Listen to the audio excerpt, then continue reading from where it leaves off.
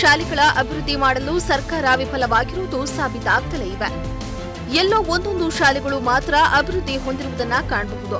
ಆದರೆ ಕೆಲ ಹಳ್ಳಿಗಳಲ್ಲಿರೋ ಸರ್ಕಾರಿ ಶಾಲೆಗಳು ಇನ್ನೂ ದುಸ್ಥಿತಿಯಲ್ಲಿ ಇರುವುದು ಮಾತ್ರ ವಿಪರ್ಯಾಸವೇ ಸರಿ.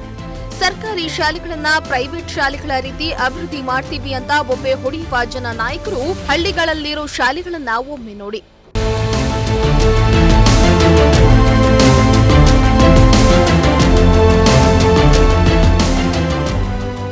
ಹೌದು, ಗುಬ್ಬಿ ಸರ್ಕಾರಿ ಶಾಲೆಯ ಮೇಲೆ ಅಧಿಕಾರಿಗಳು ನಿರ್ಲಕ್ಷ್ಯ ತೋರುತ್ತಿದ್ದಾರೆ ಎಂಬುದು ಸ್ಪಷ್ಟವಾಗಿ ಎದ್ದು ಕಾಣ್ತಾ ಇದೆ. ಗುಬ್ಬಿ ತಾಲೂಕಿನ ಜಿ ಹೊಸಹಳ್ಳಿ ಗ್ರಾಮ ಪಂಚಾಯಿತಿ ವ್ಯಾಪ್ತಿಗೆ ಸೇರಿದ ಕಕ್ಕೇನಹಳ್ಳಿ ಗ್ರಾಮದ ಸರ್ಕಾರಿ ಶಾಲೆಯ ಅಡುಗೆ ಕೋಣೆ ದುಸ್ಥಿತಿಯಲ್ಲಿದೆ. ಅಡುಗೆ ಕೋಣೆಯ ಮೇಲ್ಚಾವಣಿ ಮತ್ತು ಗೋಡೆಗಳು ಬಿರುಕು ಬಿಟ್ಟಿದ್ದು ಆಗ್ಲೋ ಈಗ್ಲೋ ಬೀಳುವ ಹಂತದಲ್ಲಿದೆ. ಅಲ್ಲದೆ ಮೇಲ್ಚಾವಣಿ ಪುಡಿ ಪುಡಿಯಾಗಿ ದಿನನಿತ್ಯ ಮಕ್ಕಳು ತಿನ್ನುವ ಬಿಸಿಯೂಟಕ್ಕೆ ಬೀಳ್ತಾ ಇರೋದ್ರಿಂದ ಆ ಊಟವನ್ನೇ ಸೇವಿಸುತ್ತಿದ್ದಾರೆ. ಅಡುಗೆ ಮಾಡೋಕೆ ಏನಾಗಿದೆ ಅಂದರೆ ನೆಲದಲ್ಲಿ ಕಸ ಹೊಡೆದ್ರೆ ನೆಲದಲ್ಲಿ ಧೂಳು ಬರುತ್ತೆ. ಅಡುಗೆ ಮಾಡೋಕ್ಕೋದ್ರೆ ಮೇಲ್ಗಡೆಯಿಂದ ಧೂಳು ಬೀಳುತ್ತೆ. ಕುಕ್ಕರ್ ಇಟ್ಕೊಂಡು ಮಾಡ್ತಾಯಿದ್ವಿ. ಹಂಗಾದ್ರೂ ಹಾಲು ಕಾಸುವಾಗ ಮುಂದೆ ಇದ್ವಿ. ಒಂದಿನ ಮೇಲಿಂದ ಒಂದು ಗೂಡು ಬೀಳ್ತು. ಎಷ್ಟೇ ಕ್ಲೀನ್ ಮಾಡಿದ್ರೂ ನಮ್ಗೆ ಸಾಧ್ಯ ಆಗ್ತಾಯಿಲ್ಲ ಕ್ಲೀನ್ ಮಾಡೋಕ್ಕೆ.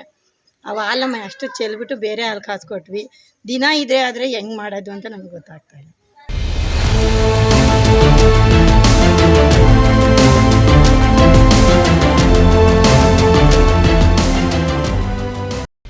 ಇನ್ನು ಈ ಶಾಲೆಯಲ್ಲಿ ಬಡ ಮಕ್ಕಳೇ ಹೆಚ್ಚಾಗಿ ಅಭ್ಯಾಸ ಮಾಡ್ತಾ ಇದ್ದು ಬಿಇಒ ಹಾಗೂ ಅಕ್ಷರ ದಾಸೋಹ ಅಧಿಕಾರಿಗಳು ಇತ್ತ ಗಮನ ಹರಿಸ್ತಾ ಇಲ್ಲ ಎಂದು ಸ್ಥಳೀಯರು ಆಕ್ರೋಶ ವ್ಯಕ್ತಪಡಿಸಿದ್ದಾರೆ. ಅಡುಗೆ ಕೊಠಡಿ ಎಲ್ಲ ಮೇಲೆ ಸೀಲಿಂಗ್ ಎಲ್ಲ ಬಿಟ್ಕೊಂಡು ಹೋಗಿದೆ. ಮಕ್ಕಳು ಅದನ್ನೇ ತಿನ್ಬೇಕು. ಯಾವ ಅಧಿಕಾರಿಗೆ ಹೇಳಿರೂ ಪಂಚಿಲ್ಲ. ನಾವು PDO ಗಮನಿಗೆ ಕೊಟ್ಟು ಅವರು ನಾವು ಮ್ಯಾಲಿಂದ ಬರ್ದಿತ್ತು ನಾವೇ ಮಾಡೋಣ ಸಹ ಅಂತ ಹೇಳ್ತಾವ್ರಿ. ಅಷ್ಟು ಇದು ಆಗಿಬಿಟ್ಟದೆ. ಅದರಿಂದ ಏನೋ ಪರಿಹಾರ ಮಾಡಿಕೊಡ್ಬೇಕು. ಕಾಂಪೌಂಡುಗಳು ಇಲ್ಲ, ಬೇರೆ ನಮಗೆ ಯಾವುದೇ ಒಂದು ವಸ್ತುಕ್ಕೂ ನಮ್ಗೆ ಅನುಕೂಲ ಇಲ್ಲ. ಅಧಿಕಾರಿಗಳು ತಮ್ಮ ಮಕ್ಕಳನ್ನ ಮಾತ್ರ ಇಂಗ್ಲಿಷ್ ಸ್ಕೂಲಿಗೆ ಕಳಿಸಿ ಬಡ ಮಕ್ಕಳಿಗೆ ಮಾತ್ರ ಅನ್ಯಾಯ ಮಾಡ್ತಾ ಇರೋದು ಮಾತ್ರ ದುರಂತವೇ ಸರಿ. ಏನಾದರೂ ಅಧಿಕಾರಿಗಳು ಎಚ್ಚೆತ್ತುಕೊಳ್ಬೇಕಾಗಿದೆ.